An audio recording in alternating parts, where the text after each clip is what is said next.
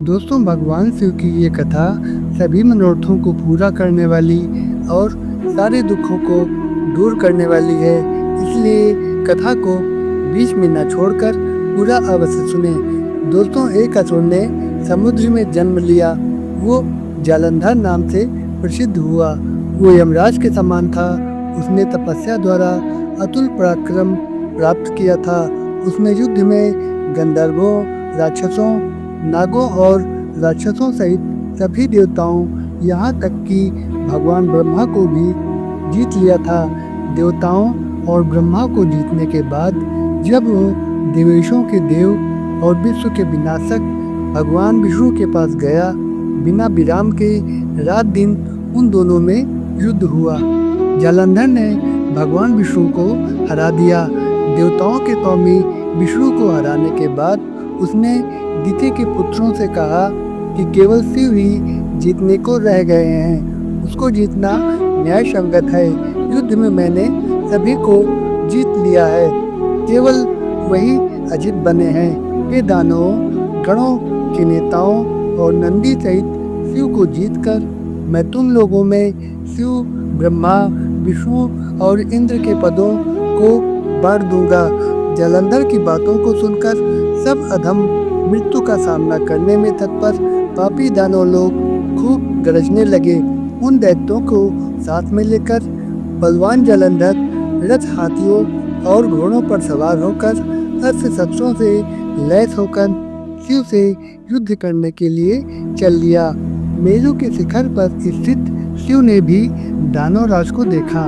उन्होंने दूसरों द्वारा पहले ही सुन लिया था कि जालंधर अवध है। बग के नेत्रों के नाशक, तीनों लोकों के स्वामी और रक्षक ने ब्रह्मा को दिए गए उनके वचन का पालन करना चाहा। वह अम्बा, नंदी और अपने गणों के सहित थे। उन्होंने हंसते हुए कहा, हे असुरों के स्वामी, इस समय युद्ध से क्या कार्य सिद्ध होगा?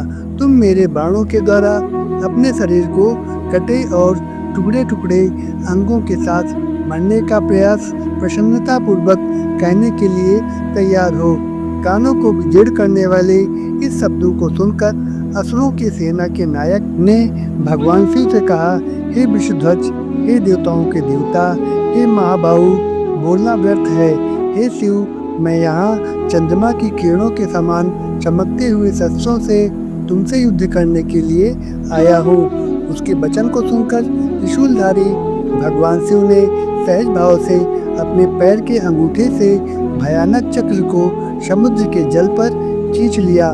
समुद्र के जल की सतह पर चक्र के तेज अस्त्र को बनाने के बाद भगवान शिव ने सोचा कि मेरे द्वारा तीनों लोग और देवगण मर जाएंगे। दक्ष, अंधक, अंतक, त्रिपुर और दक्ष यज्ञ के हर्ता और तीनों लोगों के संहारकर्ता ने हंसते हुए कहा, हे जालंधर, हे असुर, यदि तुम इस महासागर में मेरे पैर के अंगूठे से बनाए गए अस्त्र को उठा सको तो तुम मेरे सामने युद्ध के लिए खड़े हो, अन्यथा नहीं। शिव के वचन को सुनकर वह असुर क्रोध से नाराज हो गया। उसकी आंखें लाल हो गईं। ऐसा उसने तीनों लोगों की ओर देखा।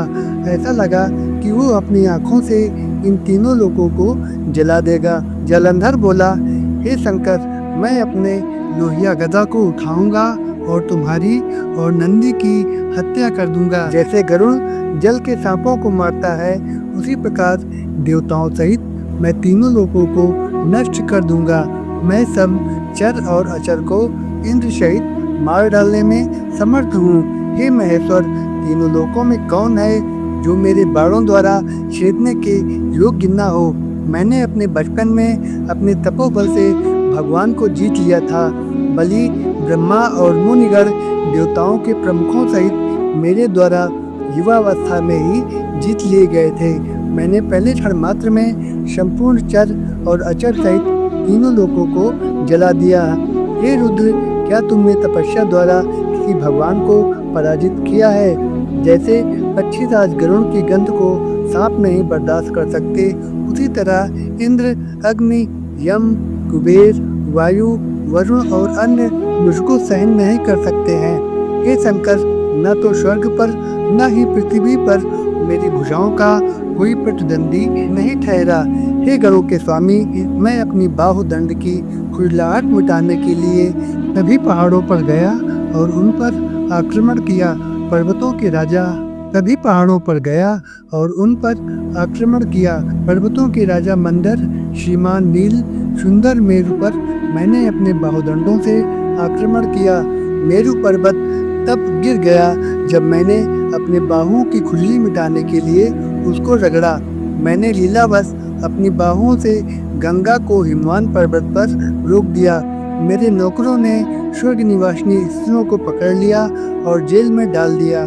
मैंने समुद्र की अग्नि के मुख को हाथ में पकड़कर जाम कर दिया। उसी क्षण ये सब एक समुद्र हो गया। ऐरावत और अन्य हाथियों को मैंने समुद्र के जल पर फेंक दिया। रथ सहित इंद्र को 100 योजन दूर फेंक दिया। मैंने नागपाश द्वारा विष्णु भगवान सहित गरुड़ को भी बांध लिया। उर्वशी तथा अन्य स्त्रियों को मैंने जेल में डाल दिया। इंद्र ने मुझको प्रणाम करके अकेली तची को बड़ी कठिनाई से वापस प्राप्त किया। हे उमापति, तुम दैत्यों के राजा मुझ जलंधर को नहीं जानते हो। सूत बोले। ऐसा कहने पर महादेव ने अपने नेत्र की अग्नि की ज्वाला के चौथे अंध से उसके रथ को जला दिया। तब दैत्यों के राजा घोड़े, हाथियों और नागों से बनी हुई दैत्यों की सेना से घिरा असंग होने से वासियों के निरीक्षण से मरने से बच गया। तब उस मूर्ख असुर ने भगवान शंकर से कहा, देवताओं और असुरों में परस्पर संघर्ष से मेरा क्या काम सिद्ध होगा। मैं अकेले एक क्षण में इन सबको नष्ट करने में समर्थ हूँ। मुझको युद्ध का कोई भय नहीं है। हे ईश, ये मेरी तीव्र लालसा है। अतः हे कामदक्ष यज्ञ के शत्रु, अगर तुम में युद्ध करने की शक्ति है तो मेरे वीरों से अपने भूत गणों और लंगूर मुख वाले नंदी की सहायता से यहाँ तुम मुझसे लड़ने के लिए खड़े हो जाओ। महादेव से ऐसा कहने के बाद वह महान असुर न तो अपनी जगह से हिला, न युद्ध में अपने कुल के मर जाने के विषय में कुछ सोचा।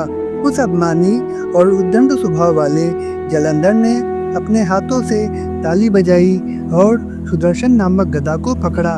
उसने उस गदा से शिव का वध करना चाहा।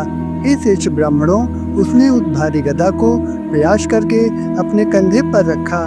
उससे वह 2 टुकड़े हो गया। जैसे वज्र से पर्वत 2 टुकड़े हो जाता है, जैसे कि अच्छा पहाड़ इंद्र के वज्र से छिन्न हो जाता है, उसी प्रकार दूसरे अंजन पर्वत के समान वह बलवान दैत्य भूमि पर गिर पड़ा।